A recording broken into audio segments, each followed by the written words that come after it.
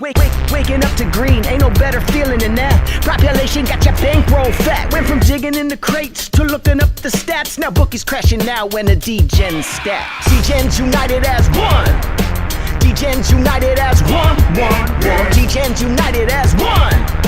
Degens united to all rob the bookies. Degen, I'm a Degen. You a Degen. We some Degen.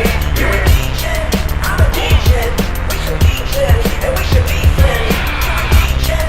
I'm a Degen. You a Degen. We some Degen. You a Degen.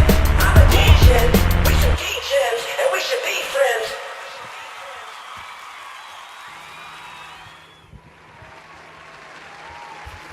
We are back. Yo, what up? What up? You get a break? Got a little week break. Rejuvenated. I see you had 3 straight murderous days, even on your off days. Keeping it going. Yeah, man. I think well, it's a fine balance of like sometimes just letting it rip and then also doing your research. But sometimes when you're not overthinking shit and just go with it, it can work out. Not all the time, but it happened over the holidays for me. I didn't overthink it, didn't spend much time because I was busy and just let some stuff go. You got to find that fine balance, though. J. Cole says salute to both of you. What up, J. Cole? What up, guys? Let's get into it, man. It's 9 games. So. On what you were saying, though, the fine balance, it is true. Sometimes if you go too deep, it just messes y'all up. There is a balance in there. You overthink it. Sometimes, like the obvious plays, you overthink it and don't go for it. But yeah, 9 game slate. 3 of them starting at normal time, 7 p.m. Eastern. I'm not a huge fan of these first 3 games, but let's see what we can find. Hawks and Pistons, we saw this matchup once, right?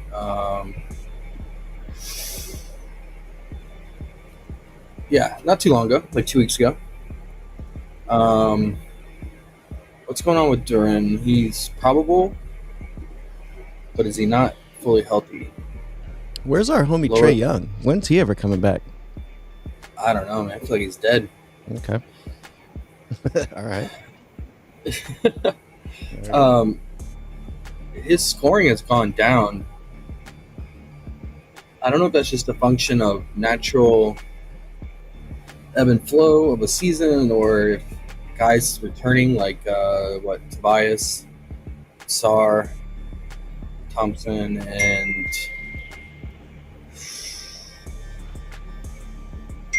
Ivy. But he hasn't been playing that much. 14 minutes. So, yeah.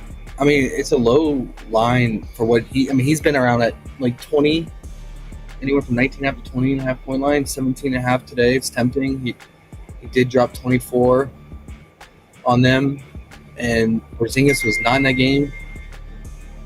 And Porzingis is not in the game today. So I get it if you want to play him. I just feel like the Pistons are just so well-rounded now, man. Like, so many guys can pop off. Pistons are a legit playoff team. What win streak are they on right now? They finally lose a game? I don't know. But 16-4 is pretty amazing. Who knew? Ayo's in heaven. Oh, they lost back-to-back. Yeah, Celtics and Magic. Barely by 3 in both games. Tough games. Yeah, man. I think the best way to attack the Hawks right now is inside the paint without You were saying the other day the Hawks defense is not like the old Hawks defense. Without old Bump It's not. Trey. Especially, the perimeter defense is pretty solid. Who did they say was? I was reading today. Who's out for them? Is Jalen Johnson possibly out? Is he questionable? No. Okay. It's just Porzingis. Porzingis. Okay. Johnson. Jalen is coming off a career game. Okay. 45 minutes again. I think it went to overtime, right? He had 41 points, 14 rebounds, 7 assists.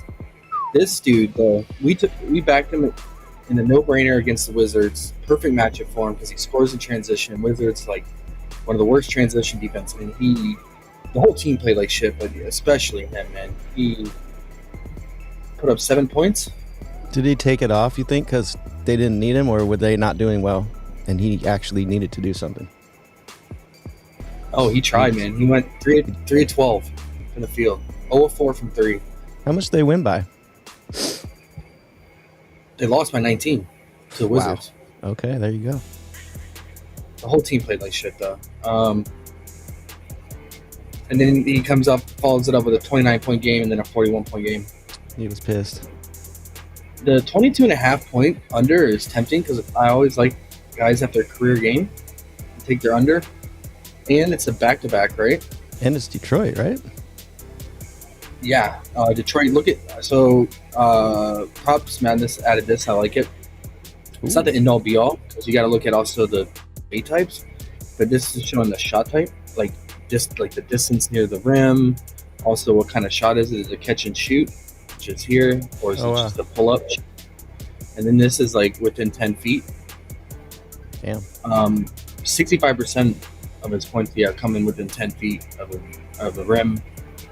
So, Pistons top 3 in that. But if you look at other metrics like the play type, transition, like I said, most of his points come in transition. Pistons actually struggle in transition defense. And he did have 25 points against them. And Porzingis was out that game, but also Zachary was out too. So, Sachet. But he is back. His usage isn't that crazy.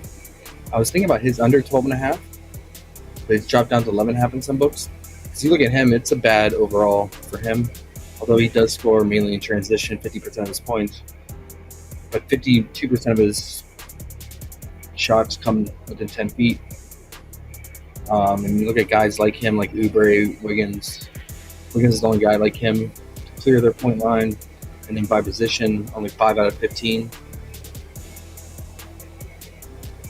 So I was kind of thinking either him or Jalen. But now that it's bumped down to 11.5, I don't know. But Jalen, man, FanDuel already bumped it to 21.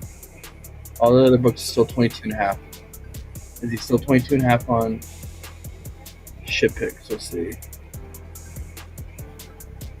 22.5. Too bad PrizePicks doesn't let you alt up and go under like Underdog. That would be nice. Yeah, you could do that. You could do that for sure. But it's just like, if you look at the games without Porzingis, he's gotten in every single game except the Magic. And he's scored at least 25. I think he's not a guy to alt up. You don't want to waste that money on him. If you like it's under, you probably just go straight. For sure. Yeah, I agree. It's just the usage is just insane, man. If you look at I don't know if you just weren't fucking with. You're just hoping basically that he's tired on a back-to-back coming off an overtime game yesterday. But his usage yesterday, 32%.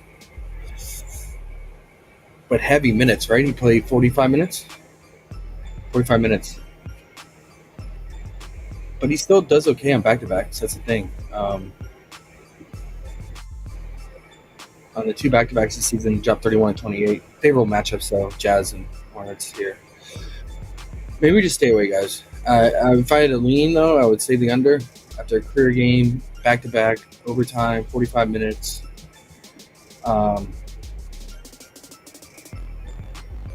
Good lean. Good pass. Good lean, though. Yeah. They won by 8. I feel like it's a letdown game against Detroit, at Detroit, coming off the back-to-back. Those are always tough when you know his ceiling's so high. Yeah. And they lost by 8 2 weeks ago against Detroit. That was at Atlanta, too. and I think the spread is 9.5. I think it opened at 8.5. Now it's 9.5. I kind of like Detroit to cover the 8.5, but maybe see what AO thinks. He's a diehard Pistons fan. For them to cover, depending on what book you're in, if you can find Detroit minus 8.5, I wouldn't mind that after the Hawks. Coming He'll off be in overtime. here. He'll be in here soon, I think. I'll write that down though as a book play. Detroit minus 8.5. But yeah, it would be like Ricochet under points or like I said, the Jalen. I'm not gonna mess with anyone else on the Hawks. The Pistons, it's all always either Cade or Duran for me, but Cade is up there, man. And I don't think it's the best matchup. I mean, Dyson Daniels on him. He only dropped 25 last time against them. Yeah. A lot of these games, last year, Trae Young was playing, so he probably got switched on to Trae a lot, headhunted him. So, no Trae Young defense out there.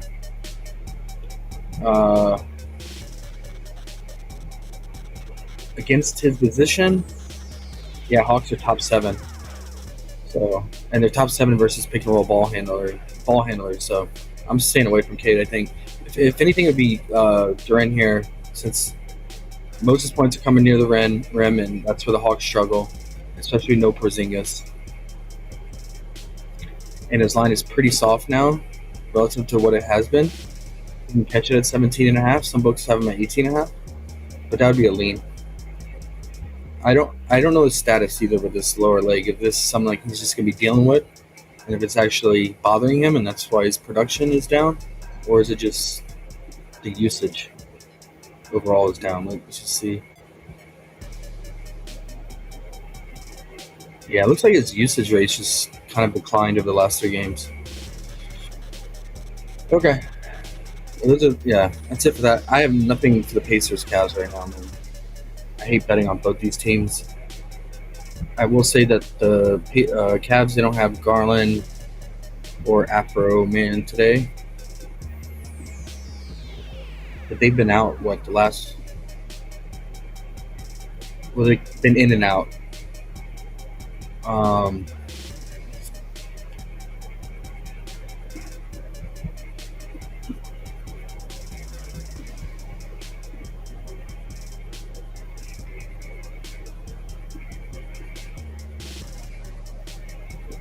Pistons don't really allow assists at all because really the primary ball handler just has easy buckets to be had, so they're not really converting on assists. And also the Pacers are fouling so much as well, so yeah, they're allowing 6 at least assists overall.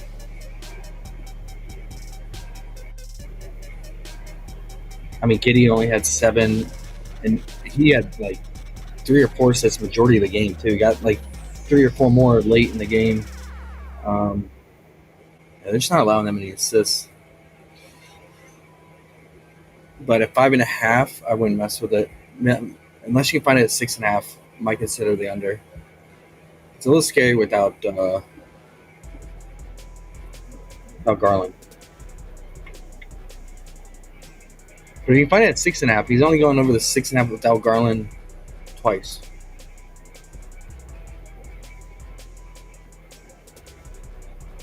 So maybe it's such heavy juice. Maybe the books will bump him up. All the books will bump him to 6.5. Sports bets has him at 6.5. I might consider that. And then Mobley, good spot for him. If you can find, do they have his free throw attempt? So I did last time in the same matchup, I believe. You've been finding those free throws. Yeah, well, last time PrizePicks messed up. They had him at 3.5 free throw attempt versus the Pacers, and now he's at 3.5 made. He had 7. I think he had 4 free throw attempts in the first quarter. How did he shoot? That's the only thing is like I don't like taking his free throw made because he's not a good free throw shooter. He went 7 of 11 in that last meeting.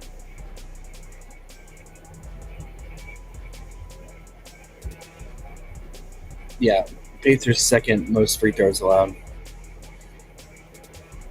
and the Pacers can't defend near the basket within 10 feet. The bottom two, and 65% of his points are coming near there. So, Mobley, good spot. Got to worry about blowout because it is the Pacers, and they are just so bunk right now. Like if Matherin and Siakam aren't doing anything, they can easily get blown out at any time.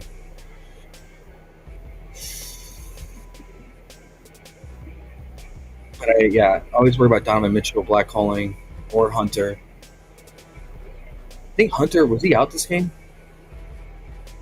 No, it was just Jared Allen. Garland actually played. Okay. Yeah. I might ult him just because of the blowout potential. You could consider the 3.5 free throw maybe, but man, it's so scary with Mobley.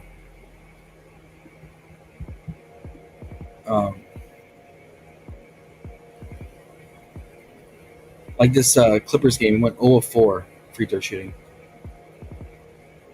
That's nasty work. I don't know if I want that, guys. That means you don't. Yeah, I might ultimately like 17.5. Consider that as like a lean.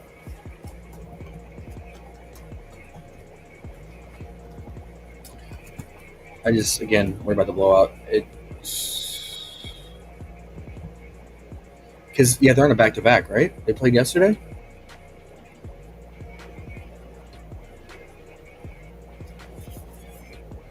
Yep. How many minutes did he play? I don't like playing bigs on back-to-back either. Let's just check his back-to-back real quick and we'll move on. Yeah.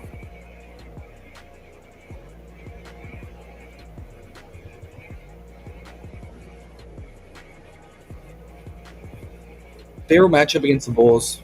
Still dropped 24 in a back-to-back. That's encouraging. Garland was out. Jared Allen played. So that's another reason I would ult too. See games without Garland, Allen.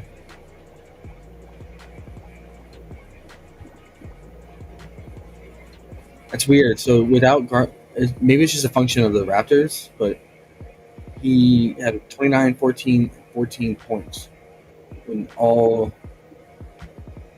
Garland and Allen are out. Maybe it's better with Garland out there because Garland finds him better on playmaking, whereas Donovan Mitchell's in a black hole when he's a ball handler. That's interesting. Okay. So he does better with Garland.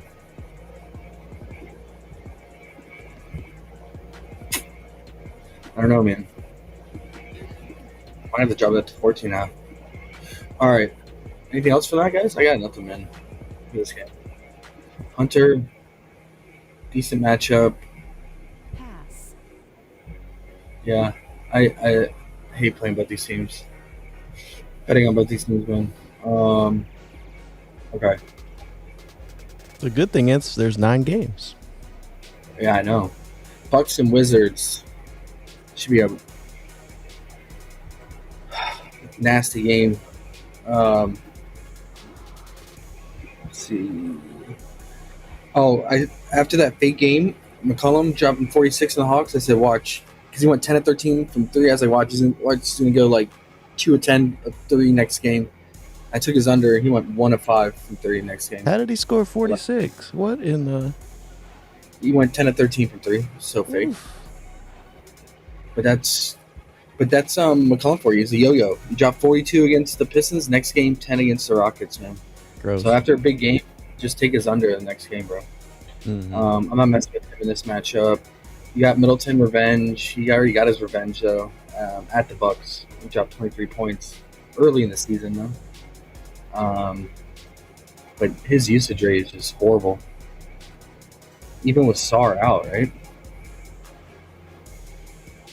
Sarr is out this game, and Bagley. They lost by 30 against Toronto, and he had 2 points.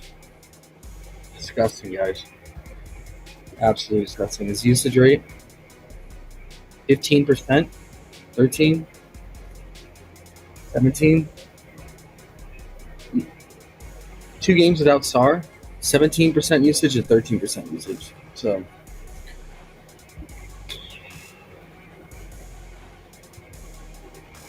nasty. All these guys are so gross on the Wizards, man. I want none of them. None of them. I mean, you can mess with Middleton, man, but he's like 11.5 points on PrizePicks and other books, 10.5 and others. You're really just hoping that his shots are falling at a limited volume. Giannis smashed them last time, 37, but that was when Giannis was like more healthy. He's been dealing with injury lately, in and out of the lineup. Abductor injury. Played on a back-to-back though, but he only played 18 minutes on the back-to-back. On the back end, still dropped 29 points in 18 minutes, 45 fantasies. Pretty crazy. Super efficient. It's Brooklyn, another bad defense, right? Only thing I was interested with him, but blowout obviously concern would be his dunk prop. 4.5. Wizards give up like top 3 in dunks allowed because they just give up so much points near the rim. Yeah, the third most within 10 feet. Bottom 2 near the rim. They're dead last in transition defense.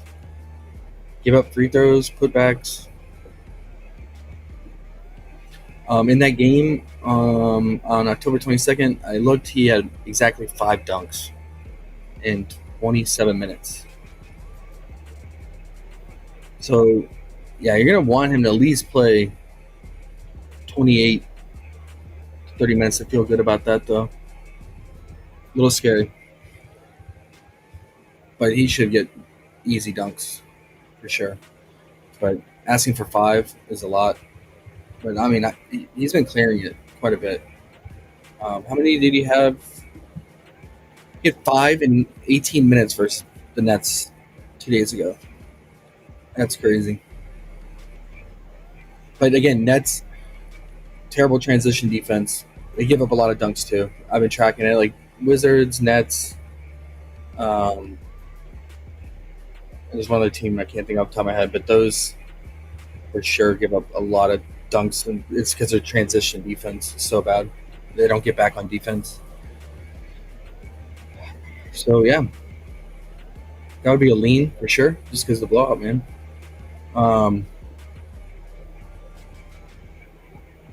KPJ is back in the lineup, too. That is kind of affecting Rollins, I noticed. Rollins shot volume went way down. Didn't realize Ayo's here. Sorry about that. What's up, Ayo? Ayo, you like Pistons to cover 8.5? Hawks went on a back-to-back overtime? Yeah, man.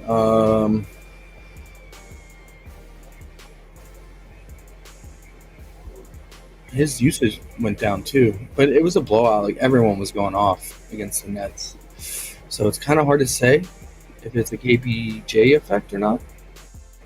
Because I think he's only been back for 1 game.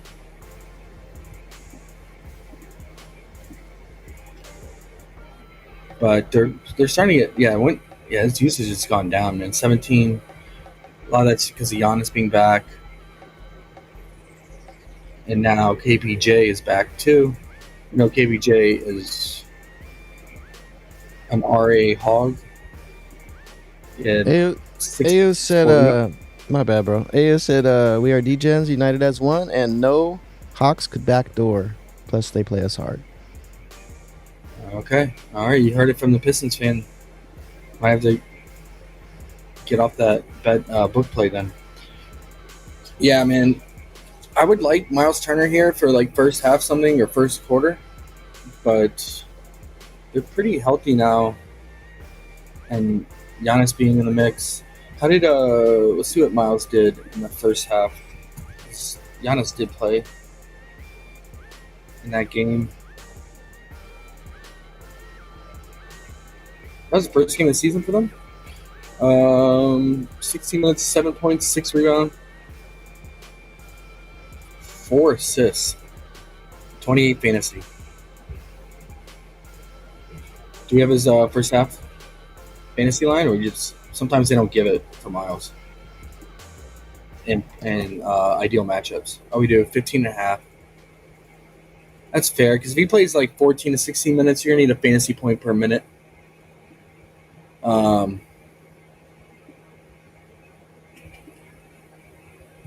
Good matchup. Catch and shoot. 68% of his shots are coming from that, and they're dead last, the Wizards, in catch and shoot. Bottom 7 against 10 within 10 feet. Okay. I think it could be in play, man. You just got to worry about Giannis, obviously. Doing Giannis things in the first half. Because he'll go hard, for sure.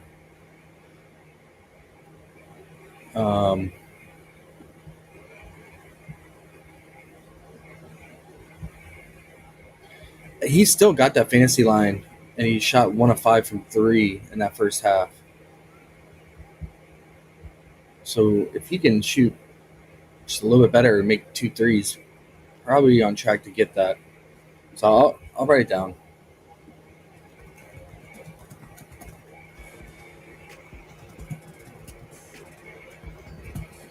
Okay.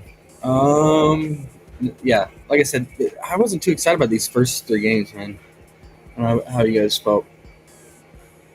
It's kind of nice because if you just let them ride, then you get an extra 30 minutes. So, Bulls Magic. So these teams have played once already too, early in the season as well. But Banchero was in that game, and he went off. I think he was like the leading scorer for the Magic in that game. But it's a great matchup for Franz, a lot of these guys, right? The Bulls dead last and near the rim defense, man. Like within 5 feet, 10 feet, you're just getting cooked because of good old Vooch. 80% of the players similar position as Franz covered their point line. 12 of the 15 players. But his line is high, man. 24 and a half. It's high. I don't like it with Suggs playing, man. Because Suggs is just such a black hole. Even when he's playing like shit. 24% usage. Took 17 shots. 2 of 11 from 3. He doesn't care, man. He just doesn't care. If he's shooting bad, he's just going to shoot, man. Super annoying. I mean, it feels like a Suggs game, too. I mean, almost half his points coming within 10 feet. But I don't want to choose between Suggs and Franz here. I always attack the Bulls of the front court, but Wendell's not a traditional center. I mean, see, a lot of it is catch and shoot, too, 44%. He didn't play that well last time. I mean, this is a revenge game, too, right? Bulls drafted him. He only had 8 points, but again, Banchero played that game and was dominating the usage, but Suggs did not play in that game. But what he did have, he had a ton of rebounds, 13 rebounds, 5 offensive.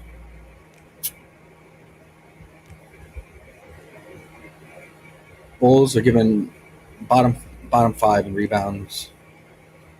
I mean, they're giving up fourth most rebounds, giving up a lot of offensive rebounds, and 25th in defensive rebounds allowed too. So if anything, I guess it would be like his PRA or his RA. But the RA feels pretty high at 11.5, man. I might consider it 10.5. But even there, doesn't look good on the season, right? Even with Bankero out, only 3 of the 7 games. Might just have to leave Mr. Wendell alone, man. His first half has been pretty solid. But a lot of that is when Suggs is out too.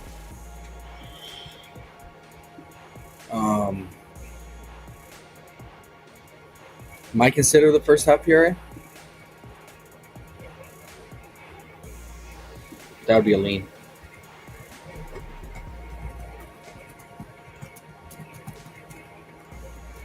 I just hate when Suggs is playing and taking overs on these other Magic guys, but I just love attacking the Bulls because the pace they play and how bad their defense is. I mean, it's so bad.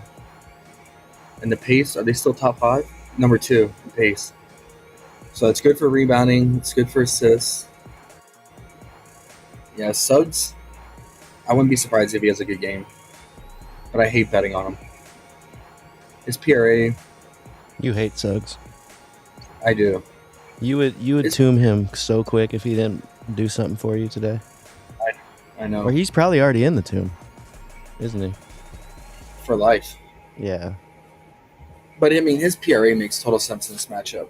Because the pace that's going to be played at, how much he dominates ball handling usage, like the matchup, it definitely makes sense.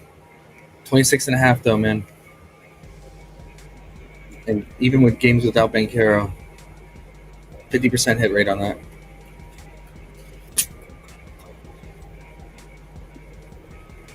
Okay. If you want to roll the dice on Mr. Suggs, makes sense, man.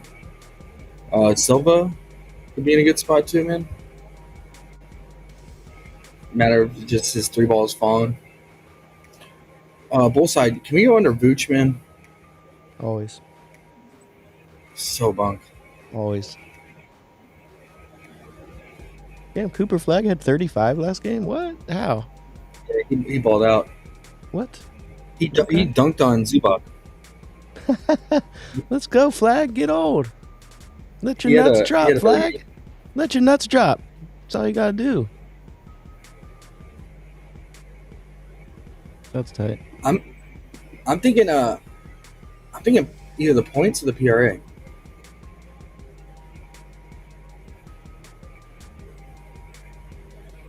Magic top 3 in assists allowed, top 7 in rebounds allowed. I know it's a revenge game, but he just played them You think Vooch cares? and had 25 PRA, 8 rebounds, 2 assists, 15 points. He doesn't give a Probably fuck. not. He's collecting his check. It's just a matter. See, the catch and shoot. That's what I'm interested in. Like that, where he shoots like within the 3-point arc, kind of like these elbows near the paint, and then when he shoots his threes, we know the Magic will crowd 3-point line, and they're top 2 on catch and shoot defense. So the only thing that's scary is the Magic really been struggling on pick and roll man defense. But 5 of the 15 centers like him did not get their PRA. How about the points? 5 of the 13. On paper, it makes sense. The only thing is if his 3 ball is falling or not. If he catches fire with his threes, man, see the games where he goes over is when he hits like 3 or more threes. He had 1 against them. Took 1 against the Magic. Magic are number 1 in 3-point attempts allowed too, so they're allowing at least 3-point attempts, just like last year.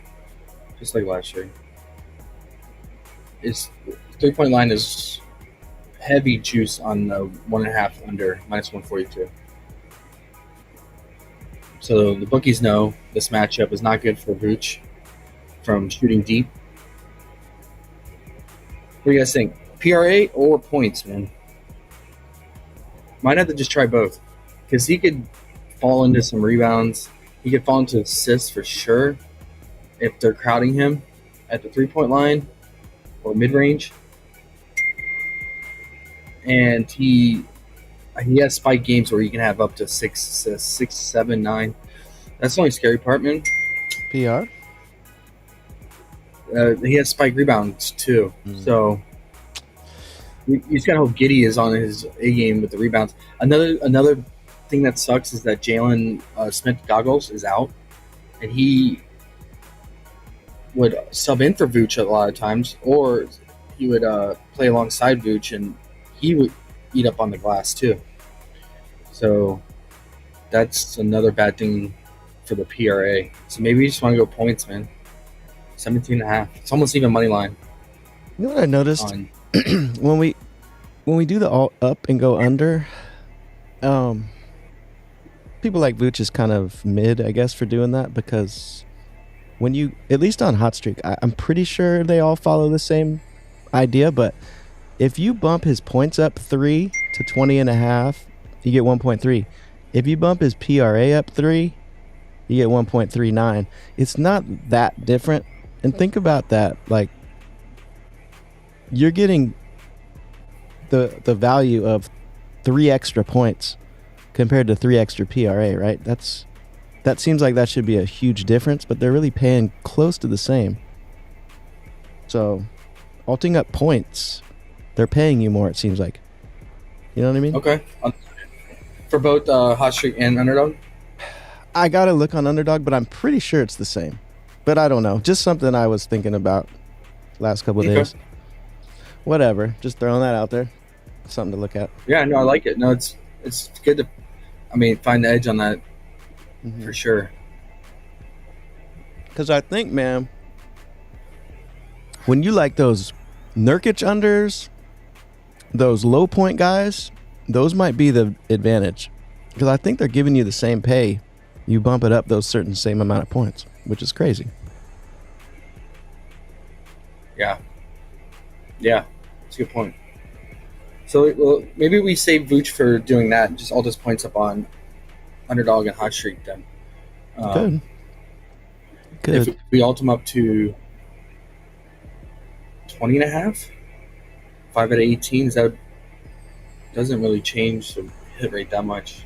Yeah. See, when you're a higher point guy, it doesn't do as much. But when you're one of those low point dudes that we love, like Rudy or Nurk, yeah, it's a huge Yeah. difference. Yeah. Those low usage guys. Bruzelis, if you don't want to mess with Vooch, he has not been getting there. Even with Kobe White out, he's not been getting there at all. His usage rate over the last handful of games is like under 20%, 16 to 18% usage rate.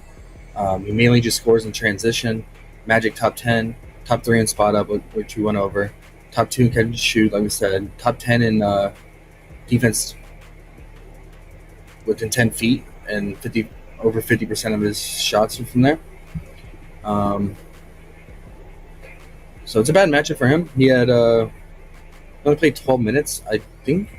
He might have gotten injured. I don't know what happened in that game. 12 minutes, 3 points. Yeah, man. If we look at games without Kobe White, 50% hit rate on that 13.5.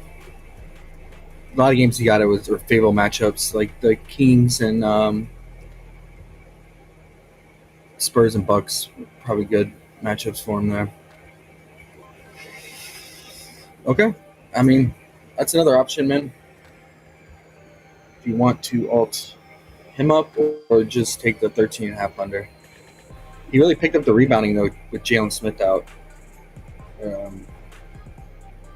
He had 18 rebound chances, had 11 rebounds. And that was the first game with Jalen Smith out. I want to take note of that. But yeah, that's all I got. I'll add Bruzelis as an alternate option to Vooch.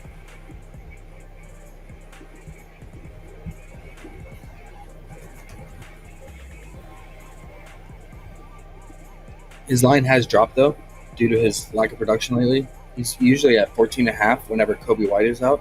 Sometimes he get up to 15.5. But I think it's one, the matchup, and two, is just lack of production and usage over the last handful of games. Not to say it can't change today. All right, this game I'm interested in, Hornets Nets. We saw this matchup as well. I think everyone played for Hornets in this one. Yeah, everyone that matters. Now the Nets are a bad defense, but the one thing that they always focus on, dating back to last season as well, is they really focus on the pick and roll ball handler, and their top two defense on that. But all the other metrics, like catch and shoot within 10 feet, the only thing they're good at is pull up shooting defense. But if you look at these point guards or these guards, 3 of the 15 got their point line. Brunson stayed under. Pritchard, White. Derek White had 6 points. Suggs. Brunson both times. Brunson's a very pick and roll dominant player. Quickly stayed under. It's scary because it's the Nets, and just overall their defense is bad. First game of the season, LaMelo had 20 points, but he played 34 minutes. He's not playing that many minutes because he's always in foul trouble lately. 4 fouls, 22 minutes in a game that went to overtime, and he still only played 22 minutes against the Raptors in overtime. Yeah, he lost some minutes because of the fouls, but I think he's just like phased out. I mean, Colin Sexton playing more minutes alongside LaMelo too, and has actually been more productive. So that's been hurting LaMelo. Trey Mann is questionable, might make his return today too. So that will muddy things up in the backcourt even more. So why is he fouling so much? I don't know. 4, 5. Look at this, back-to-back games with 5 fouls. Clippers, Knicks. That's weird. 2 fouls. Yeah. Laziness, I think, what it is. Lack of care. Yeah, he had 20 points. Because he went 4 of 8 from 3, but he played 34 minutes. He still barely got over this 18.5 point line. If he plays under 30 minutes like he has been over the last, when was the last time he's cracked 30 minutes, guys? Since November 1st, over a month. He's cracked 30 minutes. Even games that go to overtime, he doesn't crack 30 minutes. Against the Bucks, overtime, 27 minutes. And the Raptors, overtime, 22 minutes. I don't know, man. Maybe those reports are true that he claimed weren't true, and put a clown emoji on the beat reporter who said LaMelo is on his way out. But maybe they are true. But I think the Hornets been saying it's an ankle injury that they've been monitoring and injury maintenance on, why he's been playing less minutes. Who knows if that's true? Maybe a little bit. But yeah, man, he's not. 18.5 points. He's gotten that one time over the calendar month.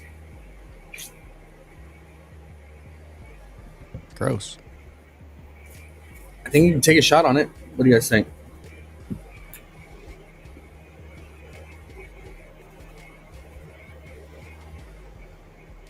I know it's the Nets. I mean, if he catches fire from 3, cooked, right? Obviously, it's LaMelo. Like, he can come out. If his 3 ball's falling, he'll take about 13 threes in limited time. And if he makes goes 6 of 13, obviously you're done. But it's more of just the minutes thing, the matchup, how the Nets play pick and roll ball handlers, that you're hoping for him to stay under 18.5. I considered the field goal made under, but he's not been getting to the free throw line lately either. He did went to the charity strike 5 times in that first meeting against the Nets. Went 2 of 5 from the free throw line. But I would want the field goal made at like 7 or 7.5, and it's at 6.5, and that's right there on the line, man. Like he's had some games where he's made 7 field goals and still stayed under the 18 points. So I think maybe the points is a better way to go. I was just worried because the Nets will foul. So yeah, taking a shot on that, man. 18.5 points. Hopefully Sexton stays productive. Khan as well, and Brandon Miller being back in the mix too, man. This dude, first game back after missing a month, put up 18 shots in 26 minutes. I mean, he just chucks. He doesn't care either. 19 shots, 13 minutes against the Bulls. Shot like shit against the Raptors and still put up 13 shots. One of 13. 0 of 6 from 3. And he still put up 13 shots in 25 minutes. Love those guys. Yeah, the Hornets. Yeah. And the Hornets coach, he benched Miller and LaMelo for a good portion in the closing minutes and the overtime too. In that recent game against the Raptors, he's not scared to roll with whoever is playing better. And right now, it's Sexton, Khan, Kalkbrenner, and Miles Bridges. Like that unit right there is like Kalkbrenner balling in the NBA is awesome. Bro, like this is a good matchup for him. Nice. I never thought he'd be. Good matchup. 10 points first meeting. With him, I always like his first half PRA when it's 7.5, but I think because of the matchup, it got bumped to 8.5. So that's really pushing it on the line. I looked it up. I think he had 10 PRA in the first half in that first meeting. Yeah, 6 points, 3 rebounds, 1 assist. He had 15 fantasy. His fantasy's at 12.5. It's low. He tries. That's a good thing. Yeah. If you want to take a shot on it, man, you take his full game 7.5 points, or the first half 8.5 PRA. He hits that quite a bit, man. I feel like he's good for like at least 4 points in the first half. So really, it's just like, can he get enough rebounds to get you there, and hopefully at least 1 assist, But I looked at his first half points, and it's not worth it. It's 4.5, so you might as well just play the 7.5 full game points at that point. Yeah, because a lot of times he's just gonna finish right on 4. I'd rather play. If I was gonna do first half, I'd rather do the first half PRA. But yeah, that's what I got for the Hornets. Khan, decent matchup, catch and shoot. Bottom 4 of the Nets within 10 feet. Bottom 3 in the Nets are. They're dead last in the spot up shooting, and that's what Khan does, right?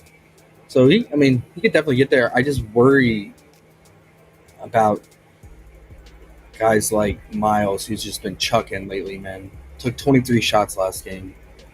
His usage rate's been crazy, even with LaMelo back. Brandon Miller, like I said, has just been chucking.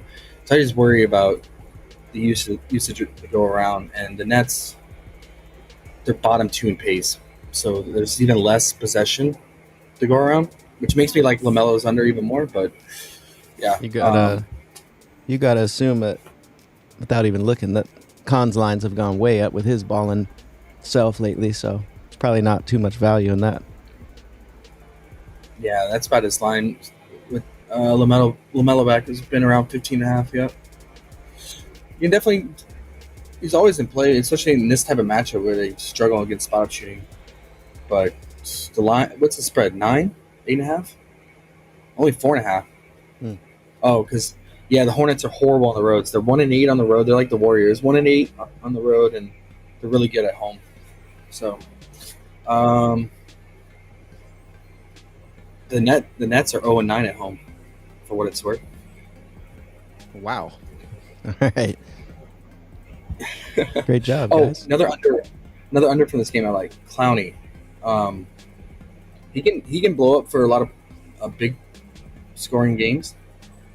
Dropped 31 against the Knicks. It's just when he gets hot from 3, kind of like the same thing with LaMelo, right? He's going to take a lot of threes. But if we look at the Hornets, like average against catch and shoot, we look by position, 4-9, cover their points. Hornets are not fouling, so he's not. Hopefully, doesn't get to the free throw line. And the Hornets are top 8 in spot up shooting. His PRA, 22.5. He's only gotten this 4 of the 19 games, man. And those are games where he blew up from 3. Against the Hornets, he had 11 PRA. His last game, he had, in a blowout against the Bucks, he had 21 minutes, 8 PRA.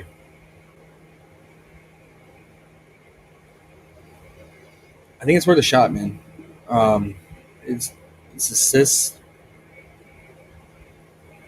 Like, should expect like 1 to 2, and then the rebounding, he's all over the place. But Hornets are one of the best rebounding teams. They're top 4 in rebounding. So I expect heavy juice on the under 4.5. I expect like 3 to 4 rebounds maybe. So if you give him like 5 RA, he's got to get 18 points, and his point line is 15.5.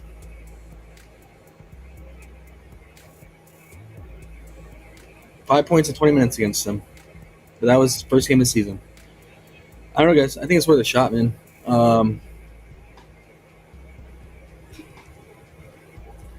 Just gotta hope he doesn't get hot from 3. What's his? Is that 2.5 3-point made? Slight juice on the over, minus 120, minus 125. Yeah. Hornets. They're top 3 in 3-point allowed, so that's good. And the defensive rank versus position, they're top 3. So it's not a good matchup for him.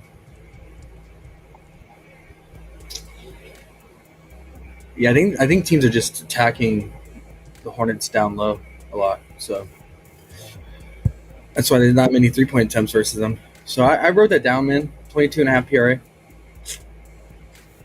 PRA. Is that a candidate to bump up? Because he's finished with 22 like 4 times. So if you're worried about like right there on the line, if you bump him up to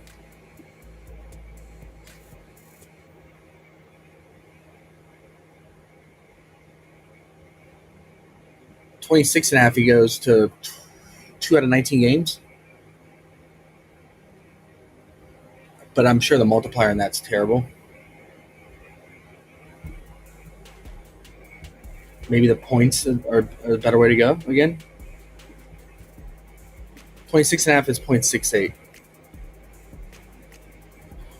But if you bump them up to 18.5 points, 0.71. Weird, right? So they're giving you a little bit better pay. They are giving you 1 more PRA, but still, I mean, it seems like it's a better value with the points. Depending on the player, of course, but... Yeah. Well, I mean, if you're just looking at like just straight up hit rate, not caring about the matchup, it's 4 of 19 games, he's gotten the 18.5 points. But the PRA at 26.5, he's only gotten that 2 of the 19 games this season. There you go. J-Main's here. So it makes sense. What up, J-Man? What up, bro? Shout out if you got any plays, J-Man. Yeah, man. I think that's a good alt candidate. 26.5. Because he does have a lot of games where he lands like right around 22. So he gets a couple lucky extra rebounds or something like that, push him over that 22. That 26.5 buffer could really help. And that's all that Underdog's offering. They're not offering anything in between. It goes from 22.5 to 26.5. So I'll probably like that. If you have a boost on Underdog or need a filler or pair. And then LaMelo would be another one to alt up. Oh, they have him at 19.5. 0.88. 22.5.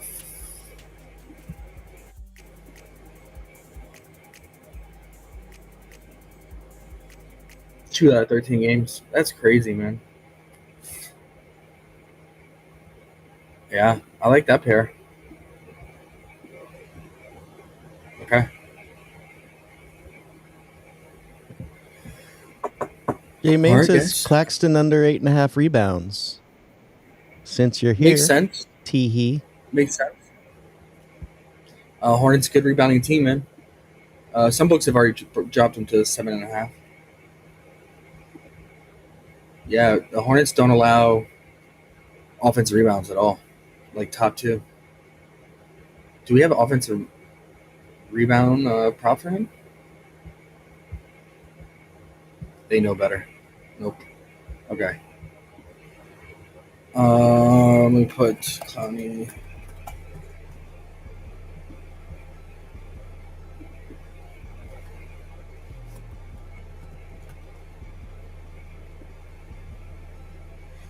All right. Again, both these guys super volatile because of the 3-point shooting. So if they get hot from 3, they burn us, so be it. But they haven't been getting there, and the matchup is not the best for either of them. Okay. Clippers Heat should be a good one for both sides here. Clippers defense has been pretty bad, man. 26 defensive rating. They're getting torched by pull-up shooting, and that's all Mr. Hero does. They're dead last in 3-point shooting versus his position. I was watching that Pistons game. Hero started off horrible. He was like 0 of 6 or 7 to start the game, but he just shot his way out of it, man. Got to the free throw line, and then ended up going 6-11 from 3. But that's Tyler Hero for you, right? Like, either starts off really hot, or he starts off cold, and he just tries to shoot his way out of it when he's cold. But on paper, good matchup for him. He torched them last year too, man. 32 and 31 points. But Bam didn't play in one of those games. And now you throw in Norman Powell to the mix. A little bit different, right? But they have played each other this season already. Norman had 21 points, but Hero was not in that game, right? Yeah, Hero's not in that game. A good matchup for Powell, too. 11 to 15 players like him cover the point line. Again, the Clippers are struggling against 3-point shooting. And as a result, they're giving up a lot of assists, too, that are getting converted on the 3-point shooting. So I think, like, Davion Mitchell could have a really good assist game here like he did last time against them. He had 9 assists on just 11 potentials. And he's still playmaking with Hero back in the mix. 9 assists last 2 games.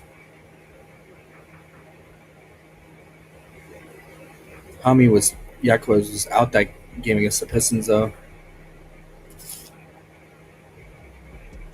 His line is 6.5. What do you guys think? Juice coming in on the over big time. Is it still 6? It was 6.5 on PrizePicks last time I looked. Is it still there? It looks like they could bump if you want to play it. But I have been staying away from assist props, man.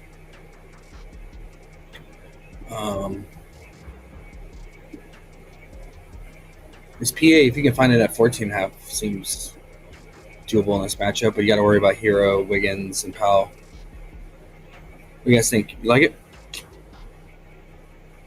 Oh, I think I wrote it down. Did I write it down? And I'll write it down. I'll write it down now. For those that like assists, I think it makes sense to pair his assist with one of the Heat guys, whether it's Powell, Hero. I mean, even Bam went off in this matchup. But that was when Kawhi was out, right? And, like, they were getting torched in the paint. Like, whenever Zubac would go to the bench, and you had Brolo just out there. Oh, my God, Brolo was just getting freaking murdered out there. But now Kawhi being back has helped. But, yeah, he had 25 points in 30 minutes.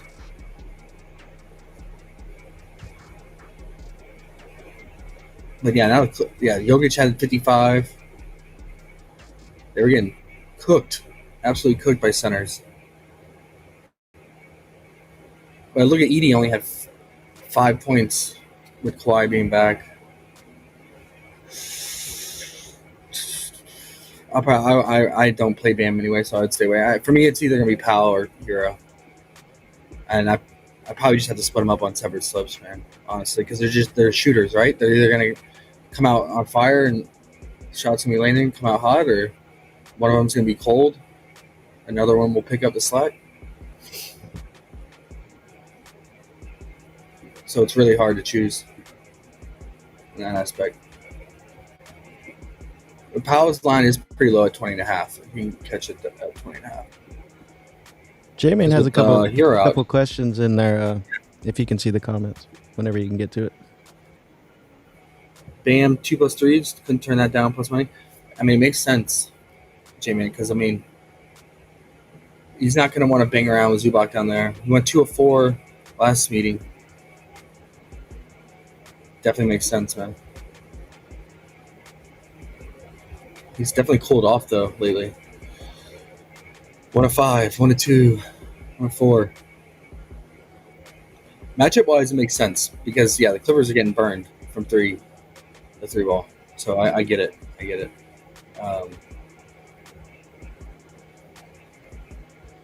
And then, the Heat are running the fastest pace here, so they're giving up a ton of assists and rebounds. So the rebounds definitely live for a lot of these Clippers.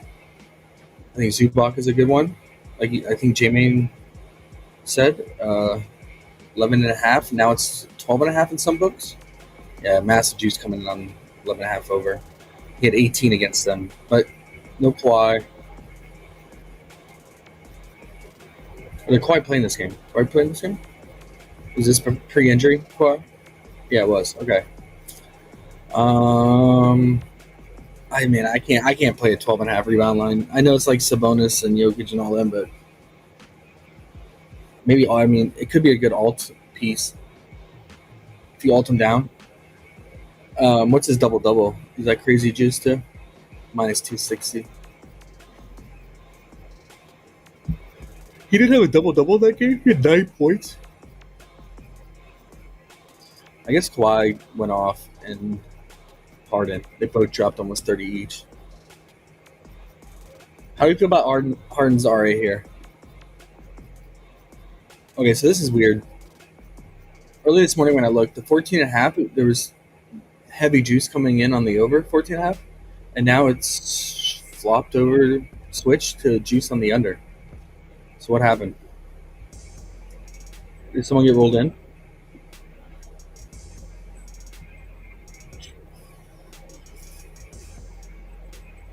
Or is that just the public moving the line? It's weird, right?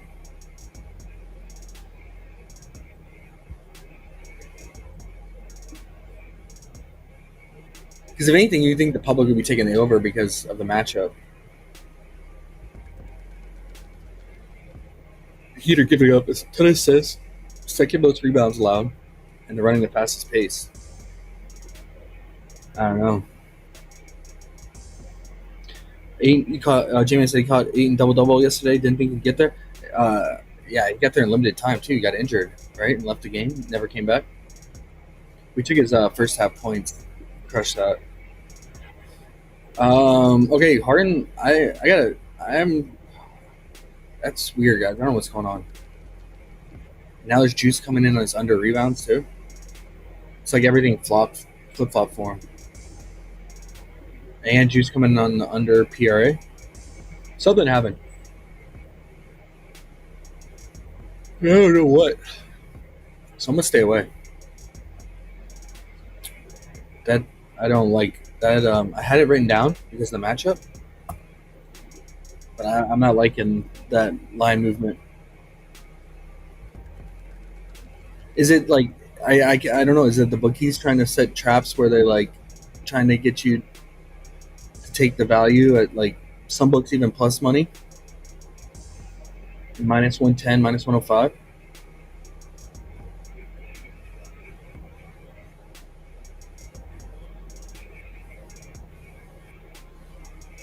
That's weird.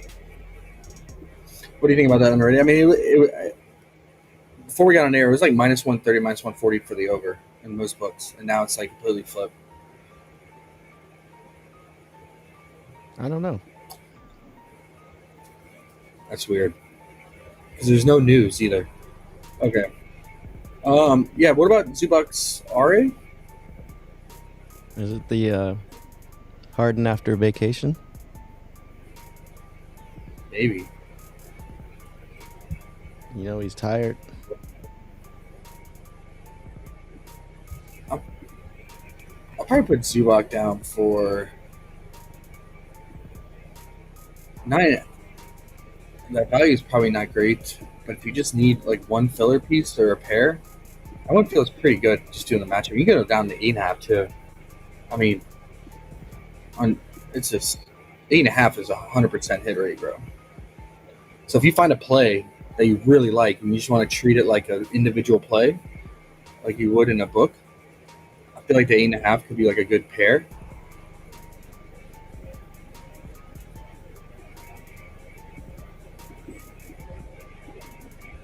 Let's say you find like a live play that you really like tonight, because this is a late night game, right? Oh no, it's an early game because it's in Miami. You used to the Clipper game. Okay, so yeah, I guess we like a live play from the other games. Need a pair. Feels like a pretty solid one, man. 100%. Can't be much more solid. Yeah, and the matchup is perfect. So I'll put one unit. I got a question for you, just betting wise. Say you have that play on, and you use PrizePicks more than anything. Say you have that. If you have 2 plays you like, even if they're alts, I guess, do you add that as a third since PrizePicks pays out more for 3 now? Let's see. So you're saying if I had 2 regular plays? 2 you are, yeah. If it doesn't have to be regular, but like 2 plays you're like, oh, I really like these. They could be alts even, depending on the payout. Well, but I mean, it goes from like this would, if you just had Vooch and Clowney's under and like a 2-pick, it'd obviously be a 3x. But if you had his Zubac's 8.5 rebounds, it makes it 3.5x. I would do it. I would probably add it if I did the 9.5, because that should take it. Oh, I was hoping that would take it to 4x, but doesn't. It's only 3.75. I think the 8.5 is the way to go. I mean, it's only a 0.25 difference.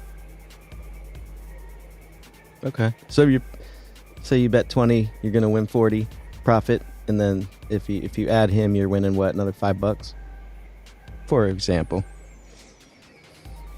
Yeah, so, I mean, 100% if you could be free. If you bet 20, you go from making 60. You make an extra $10, right? Because it's 60. That's actually pretty good, bro. If you think it's 100%. I mean, obviously nothing's 100%, but yeah, that's I think it's interesting. 100%. But I mean, just Yeah. on the season for him is. So they're paying you a decent amount to add a third like that. Okay, cool. It's something. Yeah, it is kind of surprising. I thought it'd be like 3.25. I think it's because they do that. It's the same as Underdog. When you do 3 picks, it's just they give you that extra boost. Auto boost, really. Because they're paying 6x for 3s, obviously, and 3x for 2. So they bump that up automatically. That's pretty cool. Something to take advantage of, too, sometimes, maybe. Yeah, because like a 3-pick would be 6x. But if you throw that in there and make it 4, it would be 6.5x instead of 6. I think the 2 to a 3 pick is the way. From the way they pay. Yep. But also, just like I said, if you find a play you really love out there and you see a pair, that one seems like a good one. Yeah, if you only have PrizePicks. Yeah. Underdog, what's the value on it? It's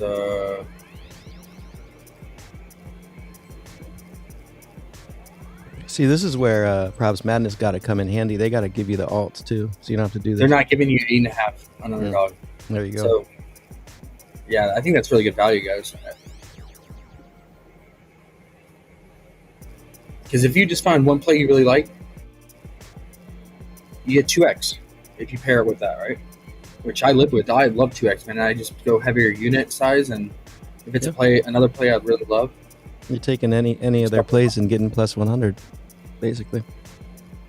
Yep. Okay. I like that one. Okay, so I'm off hard now.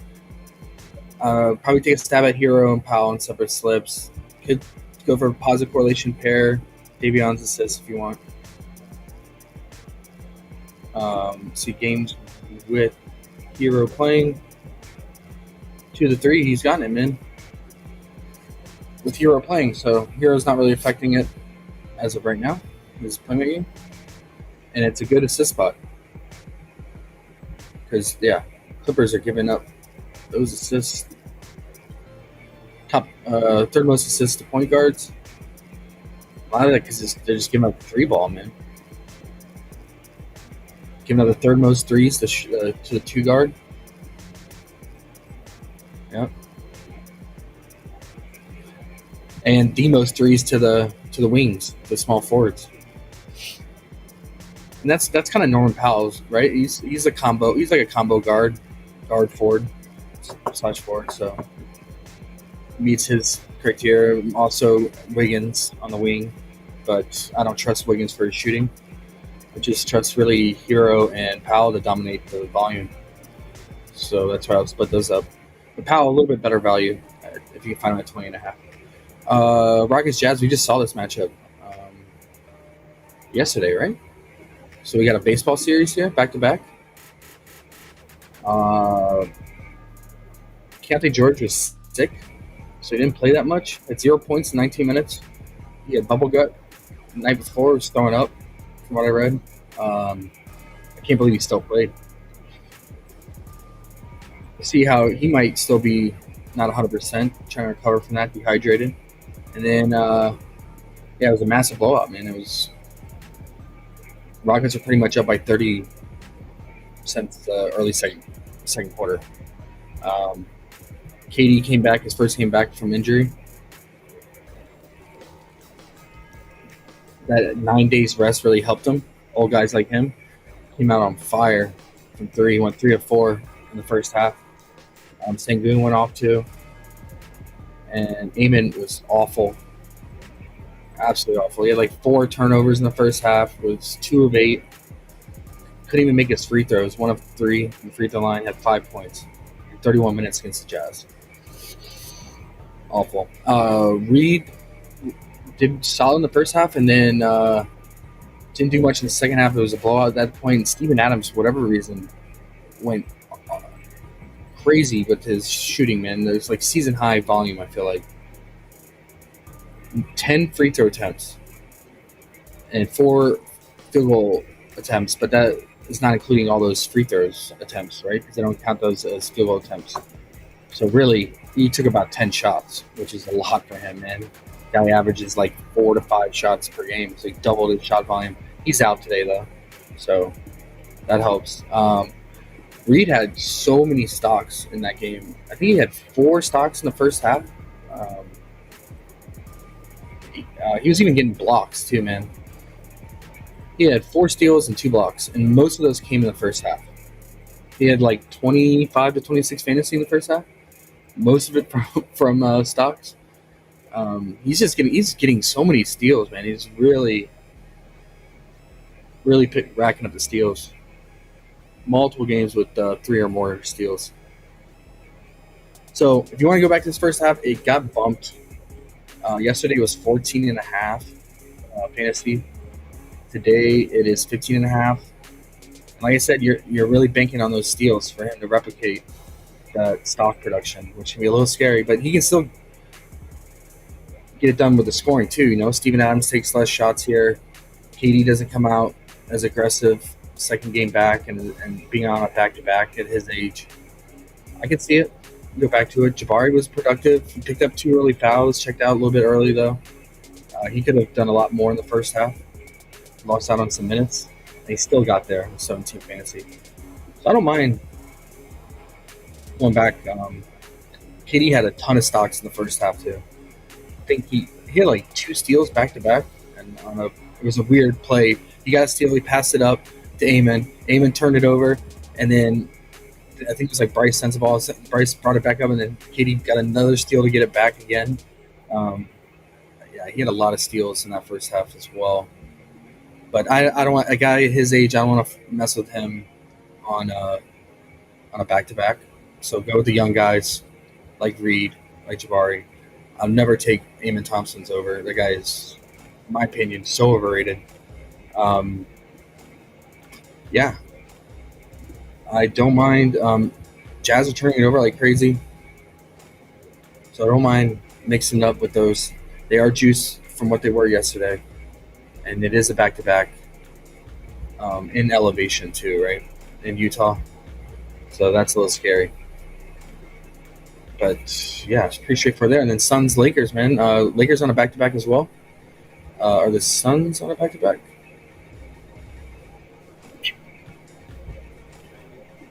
I think they played yesterday, didn't they? No, they played 2 days ago. That's right. Devin Booker continues to stay under his point line, but I feel like this will be the game that he goes over because that history he has with Luka, right? And the matchup is on paper it's not great, but we have seen the Lakers give up big games to guards, so I'm gonna stay away from him. But his unders have been nice, man. I mean, I've been taking his first half PRA under. That's been hitting really, really good. His full game PRA, and it doesn't seem to really matter who he's been playing recently. I tell you, it really what's been hurting him is Dylan Brooks. The amount of shooting that he's doing lately, and on top of that, Gillespie's been stepping up. A lot of ball handling duties, and he's been shooting really efficient from three. And then now Grayson Allen is back. We know that he's been way more involved this year than ever since being on the Suns. So I think it's just, all those guys are cutting into him, and Dylan Brooks has just been on a different level in terms of his usage. Not the normal Dylan, I feel like. The villain, 37% usage rate against the Nuggets in just 28 minutes, had 27 points. That is not the villain we know, right? 36, 33. I mean, his usage rate is crazy, man, for Mr. Villain.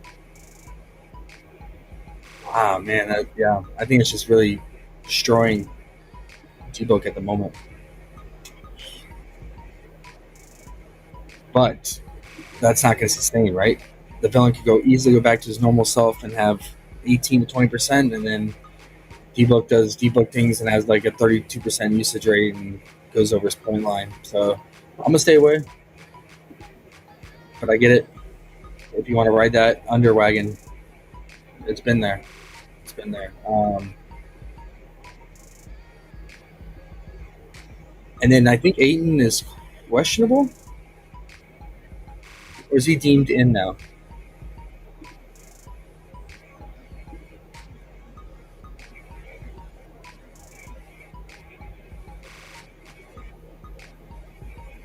Okay, he's not on the injury report, but Marcus Smart is out. Okay. All right. Oh,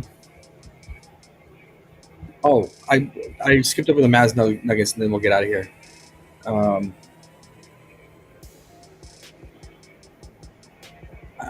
I'll have to rethink about the Lakers now because I was under the assumption that Ayton was going to be out and LeBron and Smart were going to be back. But now it looks like Ayton's not out and Smart is not back, but LeBron is. So I'll have to think about this some more. I don't really like attacking the Suns for anything. They're kind of just been average on defense for everything. There's not really a glaring weakness, I feel like, or exploitable place to attack them. Mavs Nuggets. You get AD versus Jokic, which we've seen a lot, right? AD coming off a terrible game against the Lakers, 22 PRA. But he only played 28 minutes first game back, right?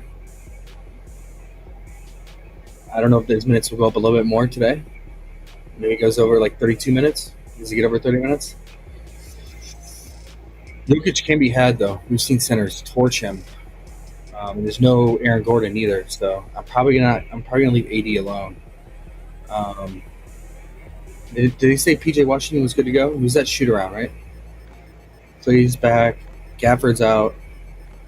I guess PJ is still questionable. Okay, PJ is still questionable, so we gotta wait on that too. But anyway, one thing Dallas has been doing all season long is guarding the three ball heavily, not letting teams shoot that many threes. I think they're top They are top 2, right behind the Magic. In 3-point attempts allowed, they have they're 5th in defensive rating, and they're number 2 against spot up shooting. So that's guys like Cam Johnson, it's guys like Tim Hardaway. Those are all spot up shooters, right? Probably THJ the most. I know playing his former team, the Mavs. He's been on a lot of different teams. Coming off a really good game against the Suns, but he won 7 of 11 from 3. Right? His 3-point prop is at 2.5, minus 136 on the under most places. It's still 2.5 on PrizePicks if you want to catch it, man. I don't play 3-point props that much, but I like the under when there's an under to be had, and when it's the right spot for them to go under. And then I might consider his PRA too, because he's not, Jokic and Jamal are going to dominate the PRA. Like he's getting like 1 assist maybe at best, rebounds like 2 probably, and his point line is at 11.5 in most books. We're getting his PRA at 16.5.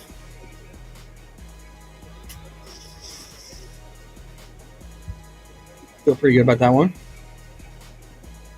Yeah, look at that. Mavs are number 1 in catch and shoot defense. 59, almost 60% of his shots are catch and shoot, man. So on paper, man, it makes sense. If you look at his 3-point, how many players like him? 2 of the 6 got their 3-point prop. 6 of 15. Number 2 in to his position, 3-point defense. Like I said, number 2 in spot up defense, number 1 in catch and shoot. Everything pointing against Mr. Hardaway Jr. here, man. Yeah, he's gone over the 2.5, 36% of the games, and that PRA, 36% as well, man. I know AG is out, and then also Bruce Brown potentially could be out, but he wasn't shooting that much to begin with, right? He's just a Swiss Army knife guy out there. If anything, he's setting up others just for scoring. So yeah, THJ, I like the under. Cam Johnson,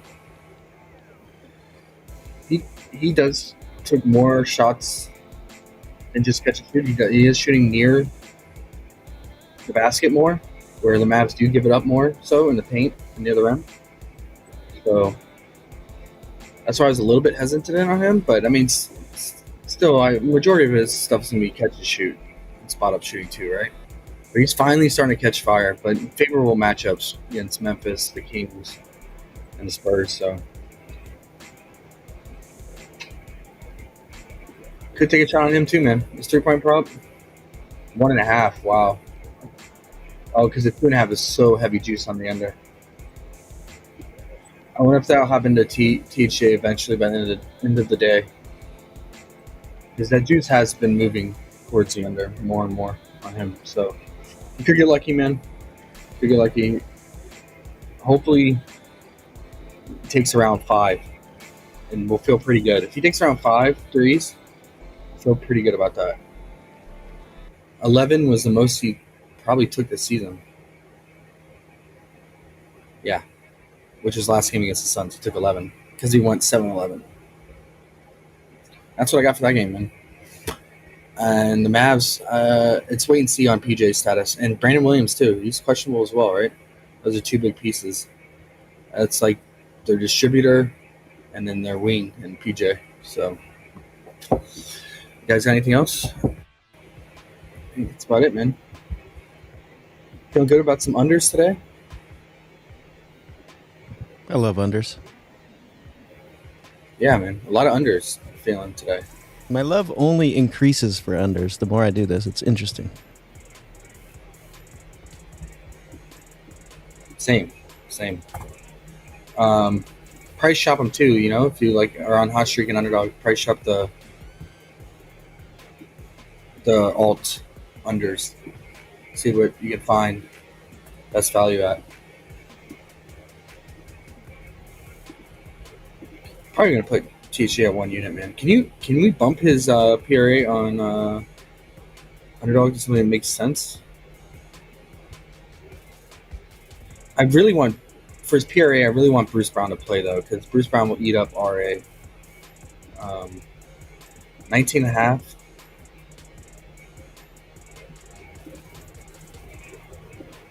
Three and a half. I'd probably do the 3.5 threes, honestly. It's at the same multiplier, right? His PRA at 19.5 doesn't really change much on the hit rate.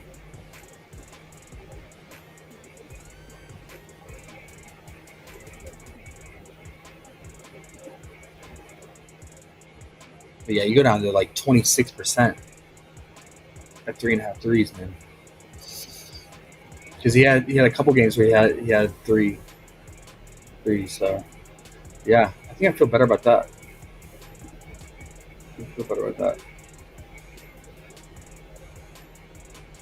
Yeah, with those three, you get 1.84. Throw in Vooch if you guys want, or Buzelis. Might do both in separate.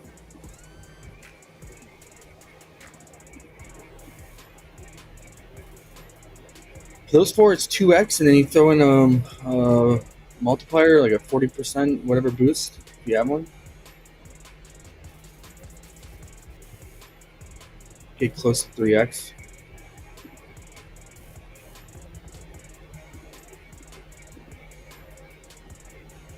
So it's pretty much, yeah, Vooch and Buzelis, the same payout structure for all laddering up to their next point under line.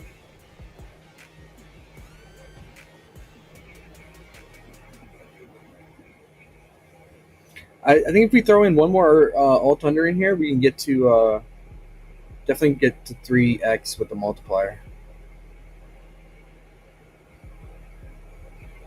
So whatever under we like, throw in there.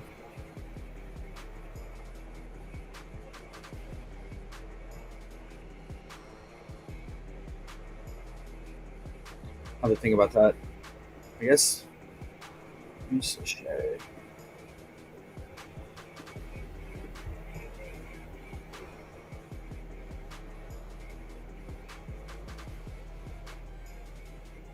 And a half.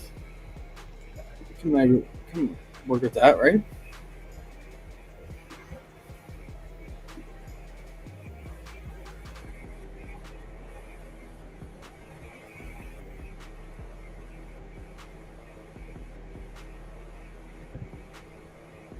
I got a tackle alt that's half decent for tonight. If you wanted to use it too, if it helps.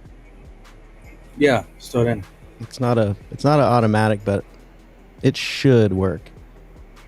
What is it? Javon Holland, under 7.5 tackles. He shouldn't get there. If he does, it'll be a game of his career.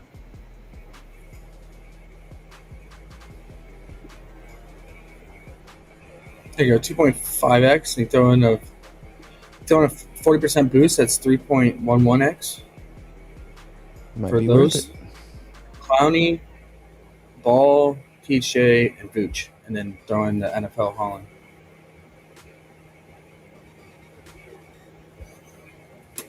Might roll with it.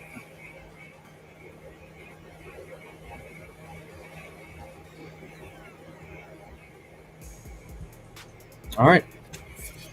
Here we go. And then I'm going to play the regular lines too on PrizePicks probably. Maybe on Flip too. I don't know. I'll have to check the value.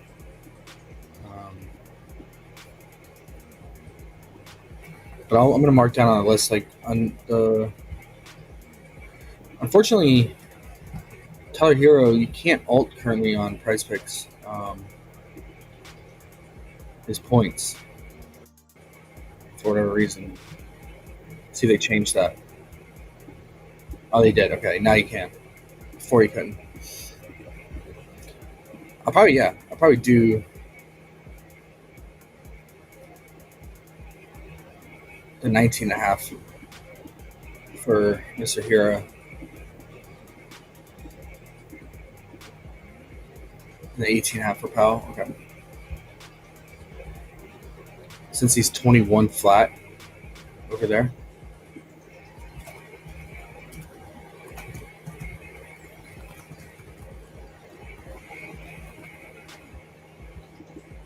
All right, guys. Good luck. I feel like it's a mid slate, man. No hammers. Sometimes those come through, though. Sometimes. Especially when you have the a unders. lot of unders. Yeah, yeah.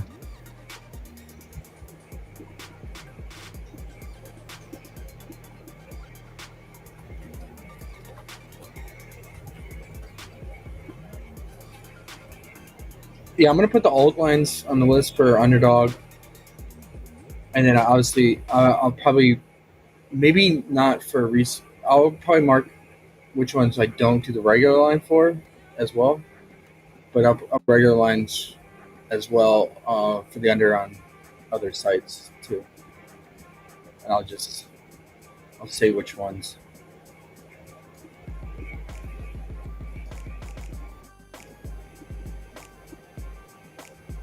I'll signify that.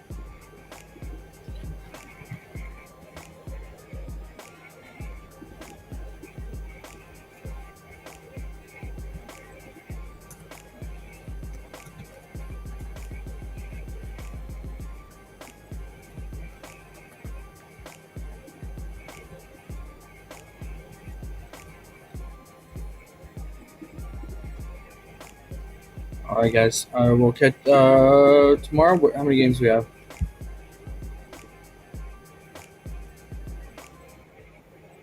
6. It's a nice number, and not Perfect. too many teams on back-to-backs either. Not like maybe a couple. It looks like so. All right, guys. Good luck.